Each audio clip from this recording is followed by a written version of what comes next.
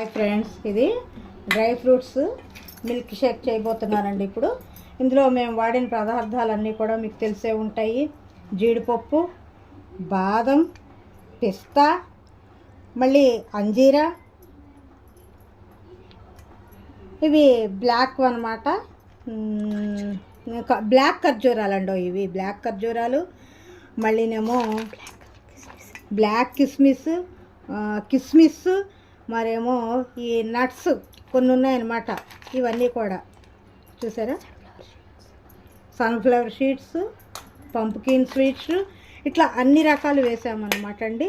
అంజీరా కూడా వేసాము. ఇందులో అన్ని రకాల డ్రై ఫ్రూట్స్ అన్నమాట అండి. ఇవన్నీ వేసి గ్రైండ్ చేసాక ఇందులో ఇంకా వేయవలసినవి కూడా చూపిస్తున్నానండి. ఎందుకంటే ఇవి కొద్దిగా గట్టిగా ఉంటాయని ముందు ఇవన్నీ వేసి ఒకసారి గ్రైండ్ చేశాక ఇందులో ఇంకా వేయవలసినవి ఉన్నాయండి. ఇక్కడ చాక్లెట్, బనానా, ఇదిగోనండి చాక్లెట్ ఉంది. ఇక అవి కూడా చూపిస్తున్నాను మీకు, ఎందుకంటే ఇవి తర్వాత వేద్దామని పెట్టాను. ఇక్కడ కొద్దిగా హనీ అవసరం అవుతుంది, పాలు కూడా అవసరం అవుతాయి అన్నమాట అండి. ఇక్కడ మిల్క్ అవసరం అవుతాయి. మిల్క్ కూడా మేము పెట్టుకున్నాము, ఇక్కడ తెచ్చి పెట్టుకున్నాము.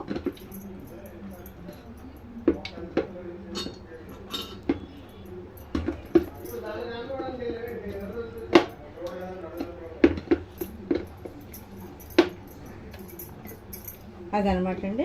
దీన్ని ఒకసారి ఇట్లా పెట్టి ఒకసారి గ్రైండ్ చేస్తే